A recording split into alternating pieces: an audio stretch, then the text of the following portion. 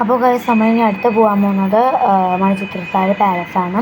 അത് കഴിഞ്ഞിട്ട് നമ്മൾ പോയത് എന്തോന്ന് വട്ടക്കോട്ട എന്ന് പറയുന്ന സ്ഥലമായിരുന്നു.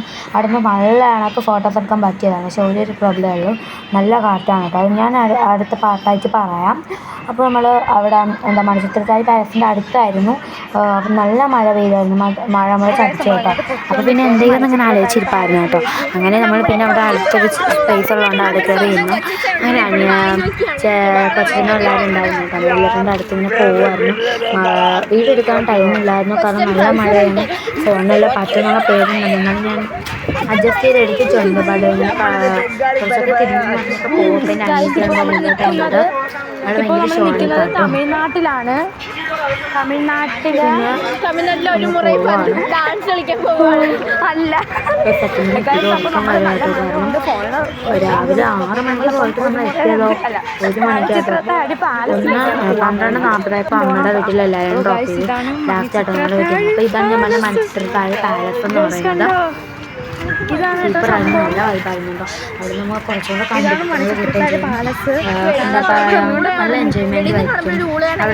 അവിടെ ഞാൻ കണ്ടൊരു കാര്യം എന്ന് പറയുമ്പോൾ അവിടെ ഒരു ഫോണിന് അലാടുള്ളൂ. ബട്ട് അതിന് ഫൈനൽ കൊടുക്കണം. 10 രൂപയാണ് ഒരു ഫോണ് കൊടുക്കണം. വീഡിയോ എടുക്കണമെങ്കിൽ ഫോട്ടോ എടുക്കുന്നതിന് പോസ്റ്റ് ചെയ്യാനൊക്കെ 10 രൂപയാണ്. പിന്നെ നമ്മൾ 2-3 നമ്മളുടെ ടീമിൽ 2-3 ഫോൺ കൊണ്ട് യൂസ് ചെയ്യുകയാണെങ്കിൽ എന്താ പറയുക, 1000-2000 തരാവും. പുറത്തുനിന്നത് ഇങ്ങനെയൊക്കെ എടുക്കാം. അതിന് തീരുന്നില്ല, അകത്ത് കയറി ഫോൺ എടുത്തിടാം. കയ്യിൽ വയ്ക്കാൻ തീരുന്നില്ല. ഇങ്ങോട്ട് വിളിക്കുകയാണെങ്കിൽ എടുക്കാം, അതിനൊന്നുമില്ല.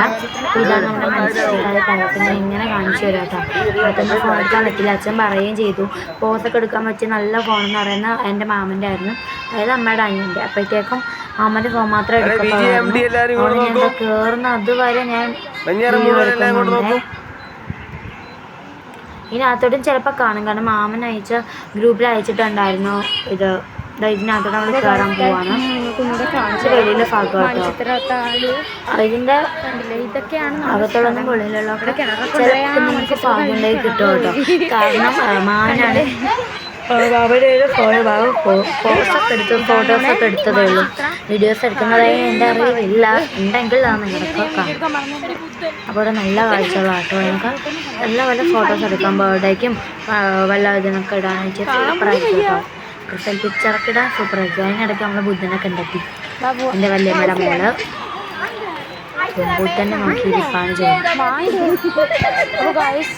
എന്നിട്ട് അവിടെ നടപ്പാണ്, നല്ല മഴ ഉണ്ട് കേട്ടോ. അപ്പോൾ ഗൈസ് എന്നിട്ട് നമ്മളെന്താ പറയാ, ബുധനെയൊക്കെ കണ്ടു. എന്നിട്ട് അവിടെ നടപ്പാട്ടോ. പിന്നെ വല്യമ്മയുടെ മോളോട്ട് പഠിക്കുന്നത്. അവൾക്ക് യൂട്യൂബ് ചാനൽ ഉണ്ടായിരുന്നു. 10-15 അല്ല 120 വീഡിയോസ് ഇട്ടാൽ അവൾക്ക് സപ്പോർട്ടില്ലാതെ നിൽക്കുകയാണ്. അവൾ യൂട്യൂബ് ചാനൽ തുടങ്ങണം പറഞ്ഞിരിക്കുകയാണ്. അപ്പോൾ ഇതിൻ്റെ എന്താ പറയുക, അതിൻ്റെ പേരൊക്കെ ഞാൻ പറയാം. എന്നെക്കാളൊക്കെ തന്നെ ചെറുതായിട്ടെങ്കിലും സപ്പോർട്ട് ചെയ്യണം. അപ്പോൾ ഗൈസ് അവൾക്ക് 73 സബ്സ്ക്രൈബ് ഉണ്ടെങ്കിൽ നിങ്ങളെ സപ്പോർട്ട് ചെയ്യാൻ തുടങ്ങണം പറഞ്ഞിരിക്കുകയാണ്. അവരുടെ യൂട്യൂബ് ചാനൽ പേര് ഞാൻ പിന്നെ പറഞ്ഞത്, ഇപ്പോൾ തുടങ്ങിയിട്ടില്ല. ഇത്രയേ ഉള്ളൂ ഇന്നത്തെ വീഡിയോ. ഞാൻ പറയില്ല, ഞാൻ വട്ടക്കോട്ടയിലോട്ട് പോകണമെന്നുണ്ട്. അത് അടുത്ത വീഡിയോ.